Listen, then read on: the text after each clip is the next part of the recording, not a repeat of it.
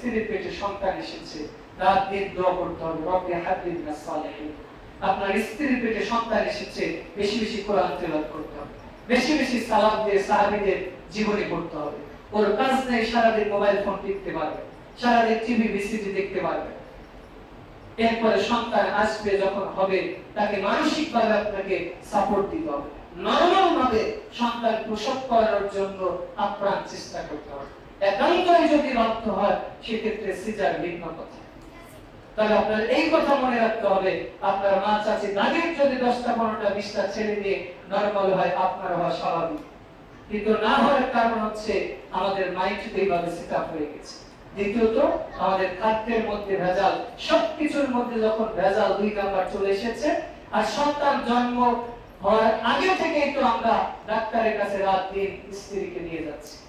তো এই স্ত্রীর পেট যদি হাজার হাজার ডাক্তার দেখে, শত শত ডাক্তার দেখে, ওইখান থেকে আল্লাহর ওলি বের হবে কিভাবে? গত 3 বছর আগে আমাদের সিরাজগঞ্জে একটা ডাক্তারের কাছে গিয়েছি, আমার পেটে একটা সমস্যার কারণে এক্সরে করতে। তখন উনি বলছে, হুজুর আপনার আগে যে মহিলাটা এক্সরে করে গেল, আলট্রা করে গেল, এই মহিলাটা 11 বার 9 মাসের মধ্যে আলট্রা করেছে। তো যে মহিলা 11 বার 9 মাসের মধ্যে পেটে আলট্রা করে ডাক্তারকে দেখায়, ওই মহিলার পেট থেকে আল্লাহর ওলি হবে কেন? এই জন্য চেষ্টা করবে যতটুকু ডাক্তারের কাছে না যাওয়া যায়, চেষ্টা করবেন মহিলা মুসলিম আল্লাহওয়ালা দিনদার যে ডাক্তার রয়েছে তাদের কাছে সহযোগিতা না। আর বাধ্য হয়ে গেলে তো সেটা ভিন্ন কথা।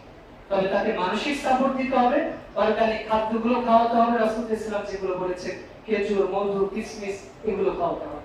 আর রাত দিন আল্লাহর কাছে দোয়া করতে হবে যে আল্লাহ আপনি আমাকে, আমার স্ত্রীকে ধৈর্যশীল বানান, নিঃসন্তান দেন, আমার সন্তান যাতে চক্ষু শীতলকারী হয়। এইবার সন্তান হয়েছে, এখন আপনার প্রতি জরুরি কর্তব্য। আল্লাহ রাব্বুল আলামিন সূরা কাহাফ 17 নম্বর সূরার 46 নম্বর আয়াতে বলছে, আল মালু ওয়াল বানুনা জিনাতুল হায়াতিদ দুনিয়া। আল্লাহ বলছেন তোমার ধন সম্পদ, টাকা পয়সা, ছেলে মেয়ে, এগুলো তোমাদের দুনিয়ার জীবনের জিনাত, সৌন্দর্য। টাকা পয়সা, ছেলে মেয়ে, এগুলো তোমাদের দুনিয়ার জীবনকে শোভামণ্ডিত করে, সৌন্দর্যমণ্ডিত করে। আপনার অনেক টাকা পয়সা আছে, অনেক বাড়ি ঘর আছে, কিন্তু ছেলে মেয়ে নাই, বাড়িটা ঘরটা ফাঁকা ফাঁকা লাগে। আপনার অনেক ছেলে মেয়ে আছে, কিন্তু থাকার মতো জায়গা, বাসা বাড়ি নেই। এরপরে আপনার জন্য দুনিয়াটা কষ্টকর হবে। ওই যে গত জুমায় বলেছিলাম যে আদর্শ পরিবারের বৈশিষ্ট্য হচ্ছে প্রশস্ত বাড়ি হবে। তো প্রশস্ত যদি বাড়ি হয়, থাকার জন্য যদি সুন্দর ঘর হয়, তাহলে আপনার জন্য ভালো হবে, ছেলে মেয়ের জন্য ভালো হবে।